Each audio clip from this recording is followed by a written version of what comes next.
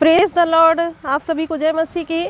आज मैं फिर परमेश्वर का वचन आपके लिए लेकर आई हूँ और परमेश्वर का धन्यवाद हो आज के सुंदर दिन के लिए जो परमेश्वर ने दिया है। आज हम लोग सीखने जा रहे हैं अधिकार के बारे में कि परमेश्वर ने जो हमें अधिकार दिए हैं तो क्या उन अधिकारों को हम यूज़ करते हैं, और ये अधिकार जो परमेश्वर ने हमें दिए हैं तो क्या वो अधिकार जो हम दुष्ट आत्माओं पर को आदेश देते हैं तो वो निकलती हैं। क्या वो अधिकार जो बीमारियां हमारे घर में वास कर रही हैं जो प्रभु यीशु मसीह ने हमें अधिकार दिए हैं तो क्या उन अधिकारों से वो दुष्ट आत्माएं निकल रही हैं, और क्या हम वो अधिकार जो परमेश्वर ने हमें दिए हैं तो क्या हम उन अधिकारों को यूज़ कर रहे हैं। आज हम परमेश्वर के वचन से इसी बात को सीखने वाले हैं कि जो अधिकार प्रभु यीशु मसीह ने हमको दिए हैं कि जाओ तुम सारी जातियों में बीमारों को चंगा करो, दुष्ट आत्माओं को निकालो, और ये जो अधिकार दिए हैं प्रभु यीशु मसीह ने तो हम उनको किस प्रकार से यूज़ करते हैं। तो जब अधिकार दिए हैं जो परमेश्वर ने तो किस कारण से जब हम आदेश देते हैं तो वो चीज़ें हमारे जीवन से दूर नहीं होती हैं, जबकि प्रभु यीशु मसीह ने हमें अधिकार दिया है। तो आज हम उन बातों को सीखेंगे।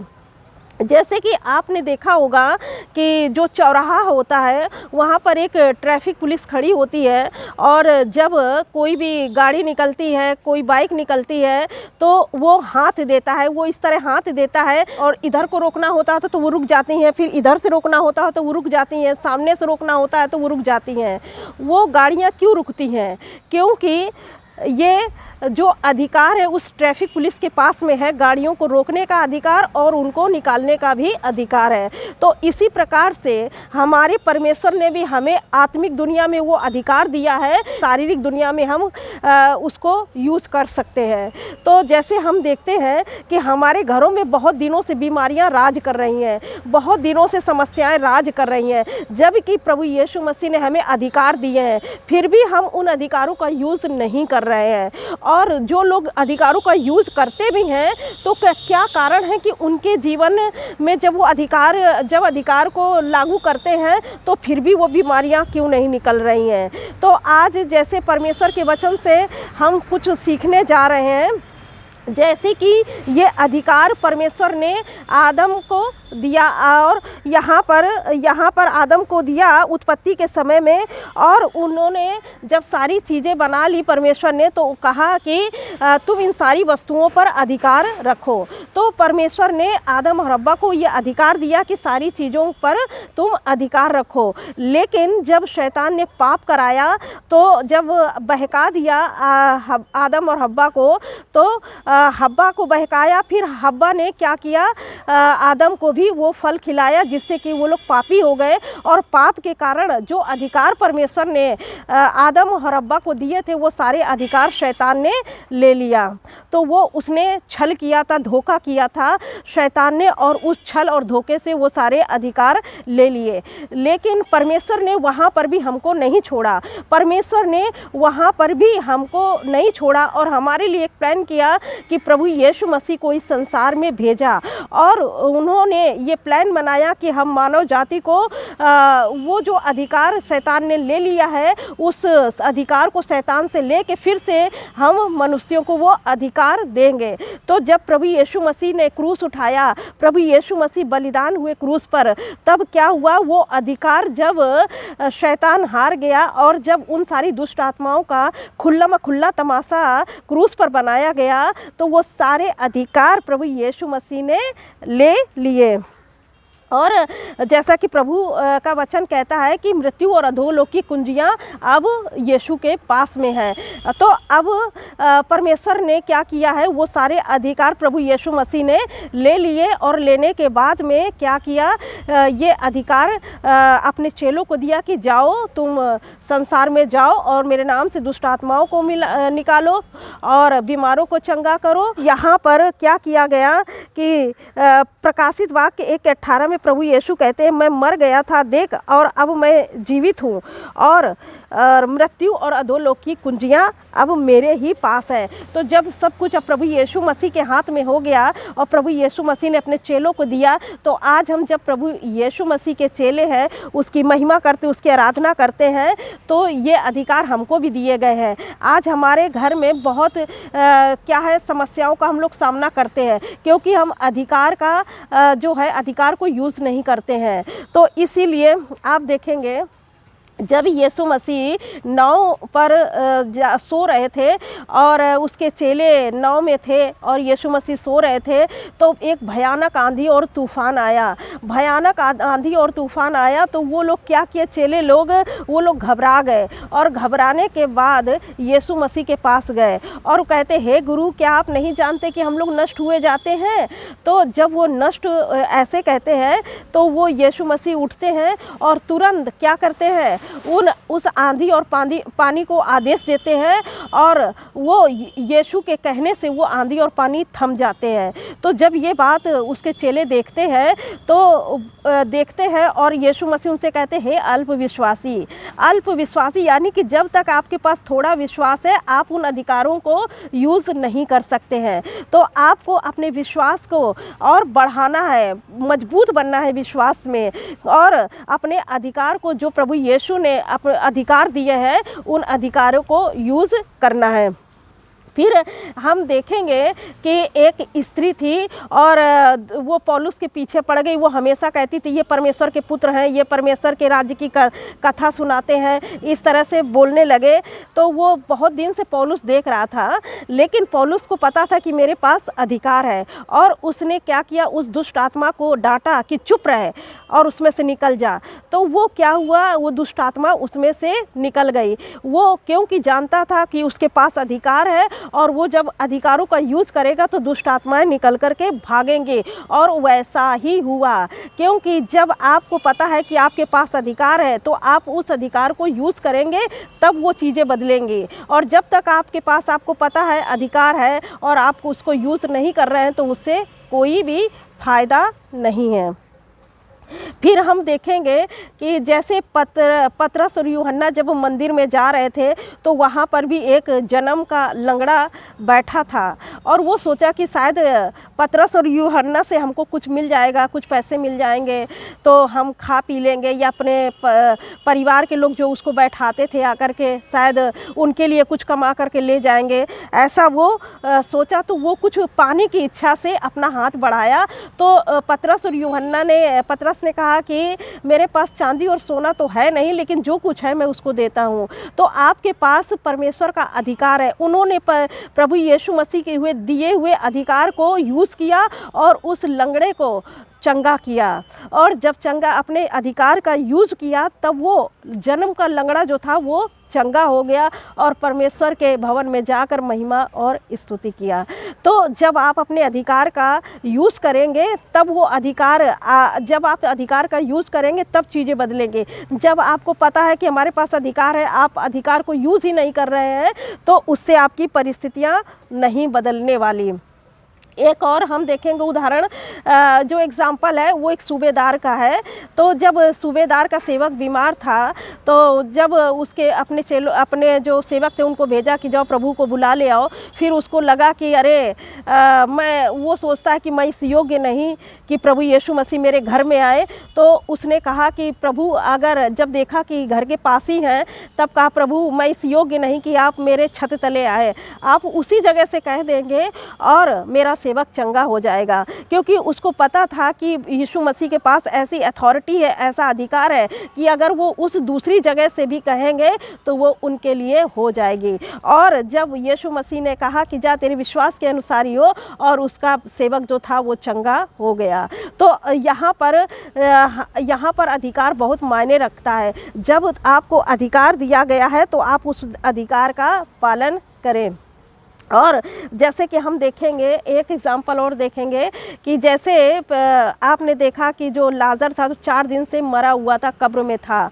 तो वो 4 दिन से मरा हुआ था और उसमें से उसकी बहनें कहती थी कि जब प्रभु ने कहा कि पत्थर हटाओ तो उसकी बहनें कहने लगी कि प्रभु 4 दिन हो गए, अब तो उसमें से बदबू आ रही होगी, दुर्गंध आ रही होगी। लेकिन प्रभु ने कहा कि अगर तू विश्वास करेगी तो परमेश्वर की महिमा को देखेगी। और जब उसने विश्वास किया और पत्थर हटाया गया तो यहाँ पर प्रभु यीशु मसीह के बारे में देखेंगे कि उन्होंने कोई लंबी चौड़ी प्रार्थना नहीं किया कि परमेश्वर मैं कहता हूँ कि लाजर जीवित हो जाए, ये हो जाए, वो हो जाए, ऐसा कुछ भी नहीं कहा। उन्होंने ये बात कहा कि मैं जानता हूँ प्रभु कि आपने मेरी सुन ली है, परमेश्वर आपने मेरी सुन ली है और सुन ली है। और उन्होंने अधिकार से कहा लाजर निकला, तो उसने उस अधिकार का यूज़ किया और लाजर क्या हुआ, कब्र में से निकल आया। 4 दिन का मुर्दा निकल करके आ गया।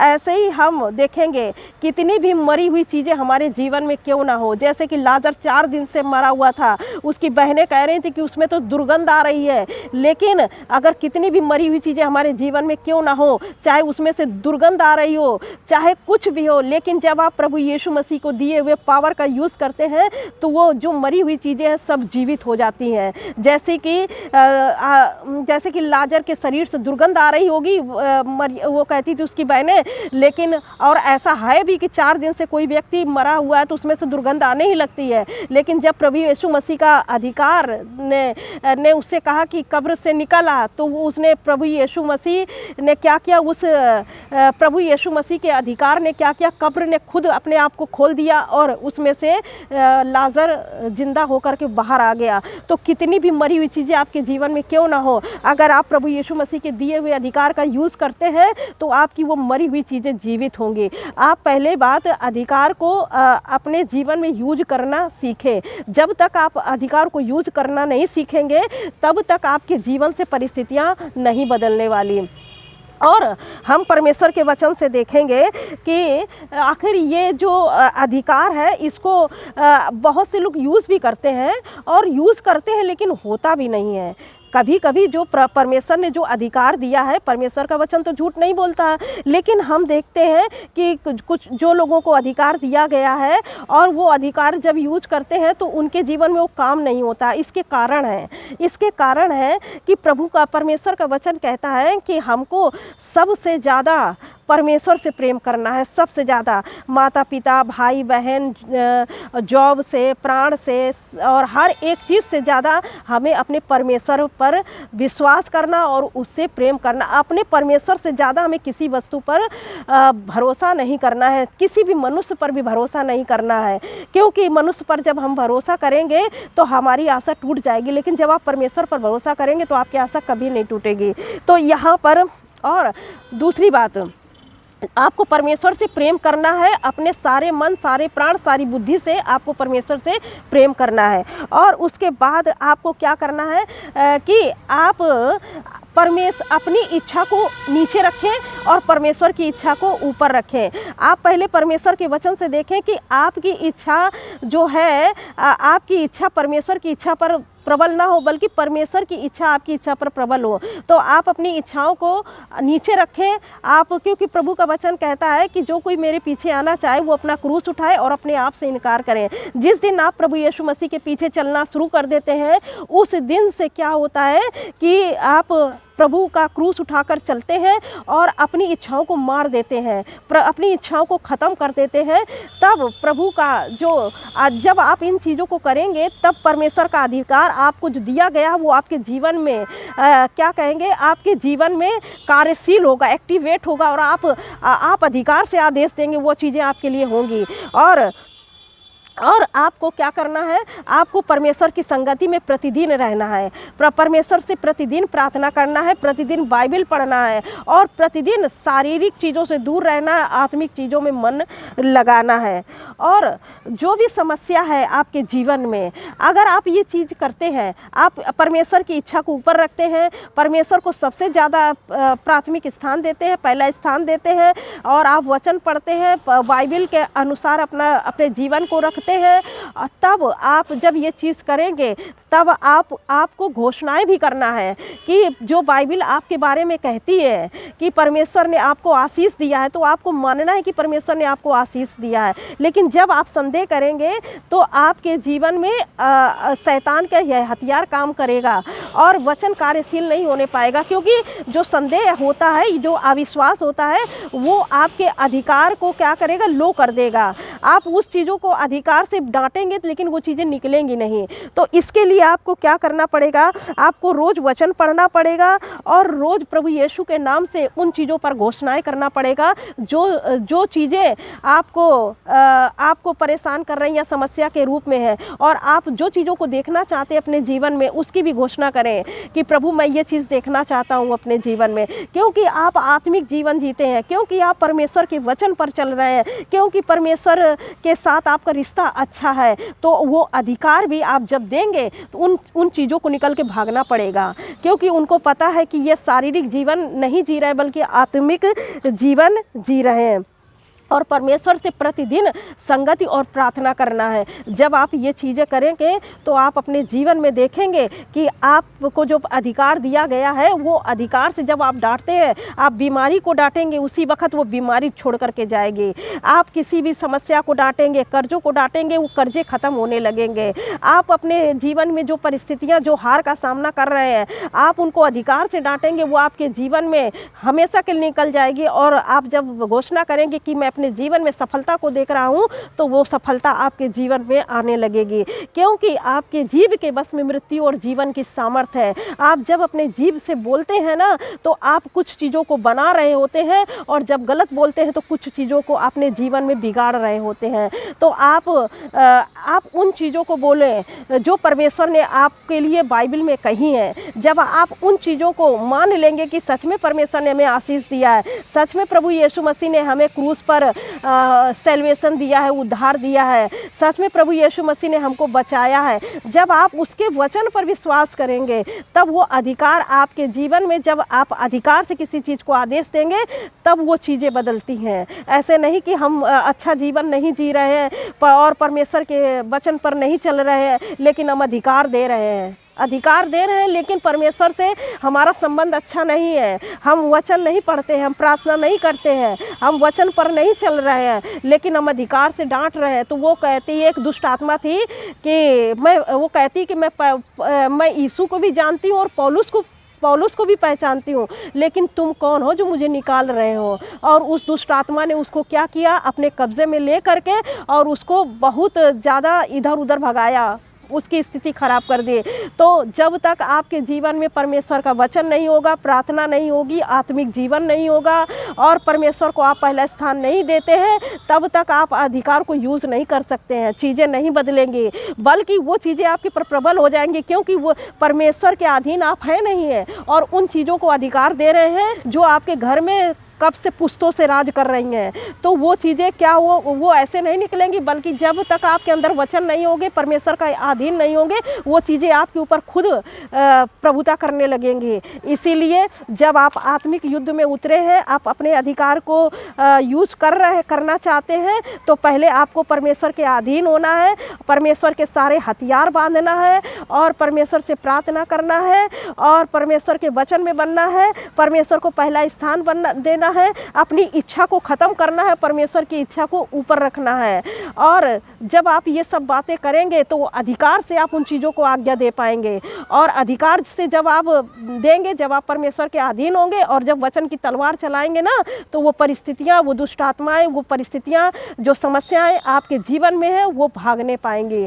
तो मैंने आज आपको ये बताया है कि आप कैसे अधिकार को अपने यूज़ करेंगे, और आपके अंदर जब परमेश्वर के आप अधीन नहीं है तो आप अधिकार का यूज़ नहीं कर सकते हैं, क्योंकि अधिकार का जब आपके पास हथियार ही नहीं है, आपके पास परमेश्वर ही नहीं है, परमेश्वर का वचन ही नहीं है, परमेश्वर की आज्ञाकारिता ही नहीं है, तो आप कैसे अधिकार का यूज़ कर सकते हैं? नहीं, वो चीज़ें आपके ऊपर प्रभुता करने लगेंगे। आप जब आत्मिक युद्ध में उतरे हैं तो आपको पहले ये सारे हथियार बांधने होंगे, परमेश्वर के हथियार बांधने होंगे, तब जा कर के आप अधिकार से किसी भी चीज़ पर घोषणा करेंगे, या किसी भी चीज़ को निकालेंगे, दुष्ट आत्माओं को, या किसी भी चीज़ को जाने का आदेश देंगे, तो वो आपके जीवन से जाएगी। आप जब बोलेंगे तो वो जाएगी, क्योंकि आप परमेश्वर के अधीन है, उसके वचन पर चलते हैं, इसलिए वो उसको आज्ञा मानना ही पड़ेगा। और वो जिस तरह से आंधी और तूफान, क्या हुआ, आंधी और तूफान गए ना, प्रभु यीशु मसीह ने जब आज्ञा दी वो चले गए, शांत हो गए। क्यों शांत हो गए?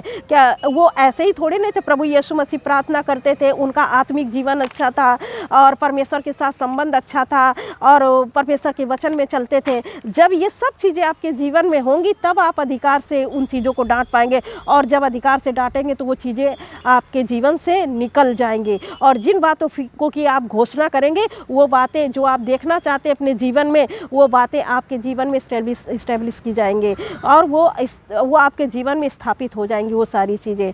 परमेश्वर इस वचन से आप सभी को आशीष दे। God bless you all. Thank you.